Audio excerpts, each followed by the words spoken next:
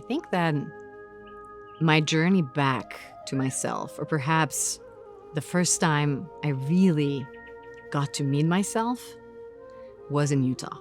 And I would say that nature and my relationship with the wilderness and the natural world absolutely shaped that experience. I felt like I had such a deep relationship with this land. And I think it also came from a place of my willingness to see the beauty and the sacredness that was around me. I came to Utah in 2012. I had a newborn, and my partner and I were both starting our jobs as professors at the University of Utah. And I consciously sought a place of connection. And that place of connection has always been water for me. In my culture, we have a tradition that lives to this day, but it's thousands and thousands of years old. Wherever we come upon a body of water, a river, a stream, a pond, a lake, an ocean, a sea, we say zdravo vodo, which means both hello water, and it also means be healthy water, be in good health. So it's both a spell and a blessing and a greeting at the same time. And it's a very powerful thing. So I went to say hello to water, and I went to the Great Salt Lake. And in so many ways, I found my home there. This ancient being that breathes and moves in the breeze and gives life and exudes life. And it was so beautiful to me. Some people say it's smelly. Some people say it's too salty. But to me, it was absolute magic. And from that connection to the Great Salt Lake, I sought more connection. I connected to the mountains. I connected to this beautiful place, the City Creek Canyon. I connected to the wild rivulets of the creek. I felt like all the water here was speaking to me, and I was finally ready to listen.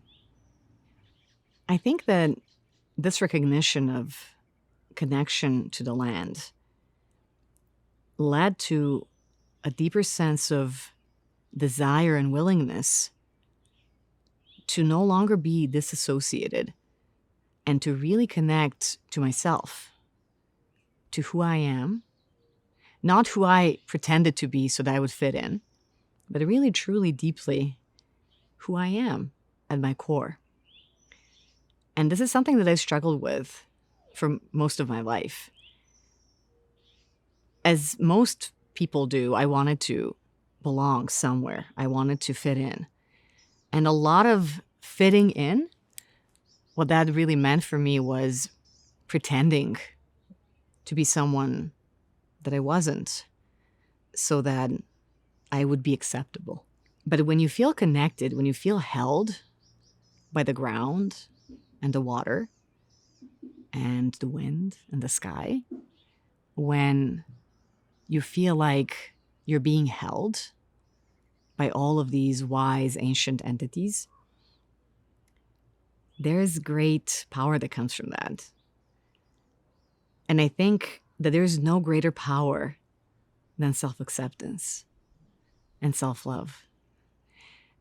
And here in Utah, I also came to know myself really deeply and to acknowledge all of these parts of myself that felt disjointed, but were now being invited into the whole.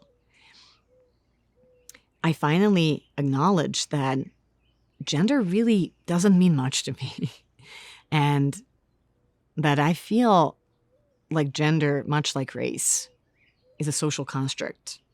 And something that we need to cling to because binaries feel safer to us as humans, because they feel like something we can control.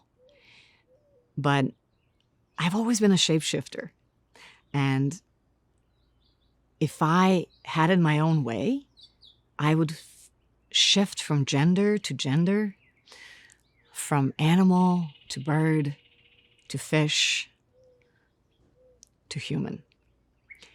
And I'm no longer afraid to admit to myself or to others that this is how I see the world.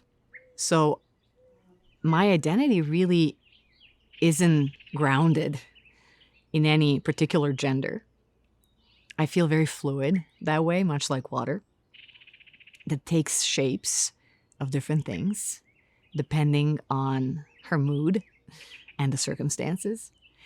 And I like to say that I, at this moment in time, because these things can change, identify the most with the notion of being a demigirl, which really means that, for the most part, I got used to identifying with the gender that was assigned to me at birth, which is female.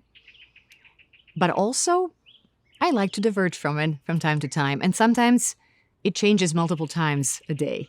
And sometimes it stays fixed. And at other times, I will fluctuate in some other way that I cannot possibly predict. But there's a lot of freedom in living in these non-linear spaces, in the margins, the spaces that are ill-defined, spaces that are open to definition, rather.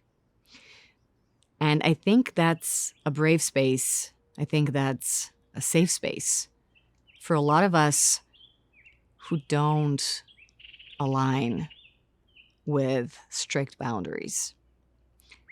So I feel very comfortable with my identity now. Something else that really fuels my writing and my writing life is the fact that I'm a neurodivergent person, which really, when translated into layman's terms, means that I have an unusual brain.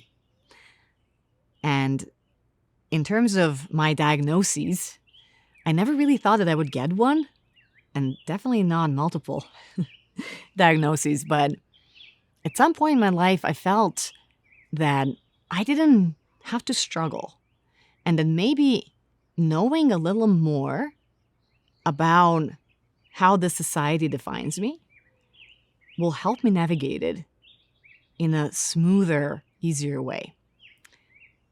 And I had an inkling. I've been told that I'm weird. So I knew that there was something unusual about me. But I felt that I was ready to acknowledge that in a more meaningful way. So last year, I went through the lengthy and complicated process of seeking a diagnosis. And what I ended up with was the diagnosis of autism spectrum disorder, high functioning autism spectrum disorder, ADHD, and high sensitivity. I'm also a synesthete, which means that I have a condition called synesthesia, which is often connected to ADHD and autism spectrum. And what it really means is that my senses get mixed up and they inform one another. And it's a really beautiful way of being. I can see and taste colors. I can see the colors of numbers. I can hear colors. I can taste shapes. So any combination of senses that you can think of, I experience it.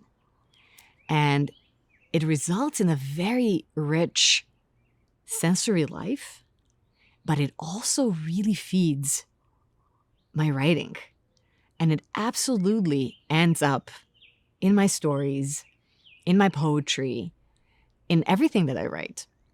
And I've been told many times by editors and reviewers and readers that I create these very powerful and very unusual metaphors. And I love to hear that, because that speaks to this strange condition that I have, my neurodivergence and synesthesia. Because these unusual metaphors and descriptions that are really vivid and powerful, they come from the way that my brain is structured. And so it's a gift. It's a superpower. I can taste a recipe even before I read it. And this is something that I enjoy a great deal. It's probably the best part about being weird. In the novel that I'm currently working on, The Taste of Names, even the title really is informed by synesthesia, because my protagonist, whose name is Vida, and she's a young neurodivergent woman growing up in ex-Yugoslavia, right at the cusp of the war, much like I was, she experiences the world in a different way than most of her peers and people who surround her. And through her voice, I really get to tell the story of a young neurodivergent person that I was. And it's very important to me to have those kinds of stories out in the world. From Vida's cookbook, chocolate truffles to help you endure your beloved's leaving. Note to the cook. First, always think about the one who feeds your heart. Once you can see their eyes clearly, commence your work. If your true love is not to be found, you can try to substitute the next best thing for it, but it will never taste the same. Method. Mix bitter chocolate and sweet cream and let them come together hastily, like unlikely lovers. Add their illegitimate child, the vanilla sugar, and allow it to stand for a few minutes, muddled, until it accepts its destiny. Stir until smooth. Taste the mixture. It should taste honest and kind and brown all over. It should feel like smooth jazz wrapped in honey trickling down your throat. If you can still feel the spiky whiteness of sugar crystals piercing your tongue, you need to work it some more. Allow it to cool, then place in the refrigerator to rest for 2 hours. Once cool, roll in your hands quickly like you do before you peel a hot chestnut from a street vendor, then dip in unsweetened cocoa powder. The truffles should melt in your mouth like forgiving snowflakes. If your beloved leaves without saying goodbye, double the batch. It won't mend your heart, but it will make it easier to carry the broken pieces around. As we grow up as a society, there are more and more stories that are told in own voices. And I think there's great power and importance in that. And to have a neurodivergent author tell a story about a neurodivergent character, that is everything. When I was growing up, that's what I wanted. That's what I was longing for. I longing for someone who knew me deeply and who could tell my story so that I could find myself and so that I wouldn't feel alone.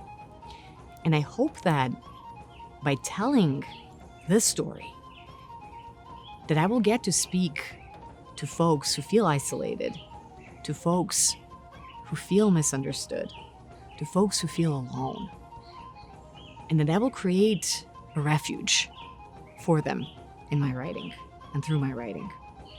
That is something that is of greatest importance to me, both as a human and a writer.